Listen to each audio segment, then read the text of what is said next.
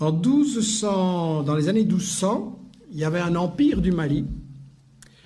Il avait été fondé par Soundiata Keïta. L'empire du Mali avait un État fédéral très organisé, avec un parlement. T'imagines, dans les années 1200, un parlement. En Europe, on va juste attendre 6 ou 7 siècles pour arriver à cette chose-là. Et l'État était très organisé, avec une armée, avec un système d'enseignement, avec un trésor public. Il organisait l'extraction et la vente de l'or. Il développait l'agriculture, coton, arachide. Il y avait des centres universitaires extrêmement célèbres à Tombouctou, à Géné ou à Ségou.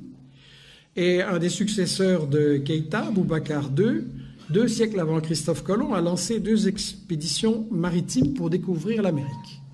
Donc, pour des gens qui ne sont jamais entrés dans l'histoire, c'est pas mal.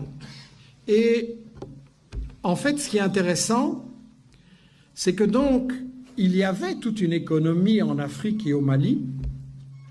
Il y avait une économie avec un commerce, des caravanes qui remontaient de la Gambie, donc de l'ouest de l'Afrique jusqu'à la Méditerranée.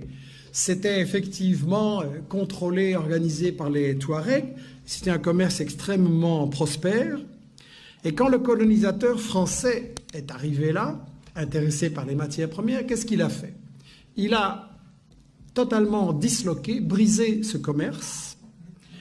Pour gérer le commerce et l'économie, il a importé des Libanais et des Grecs. Et ensuite, la grande démocratie française, qu'est-ce qu'elle a fait? Elle a assassiné des milliers de professeurs de langue arabe. Pourquoi? Parce que ce commerce entre toutes ces régions et tous ces pays, quand vous faites du commerce, vous avez besoin d'une langue que tout le monde comprend. Aujourd'hui, c'est l'anglais. Vous voulez faire du commerce, c'est l'anglais. Et à ce moment-là, c'était l'arabe. Et donc, si on voulait détruire ce commerce et que tout soit pour l'exportation vers la France, on a massacré des milliers de professeurs d'arabe à l'époque.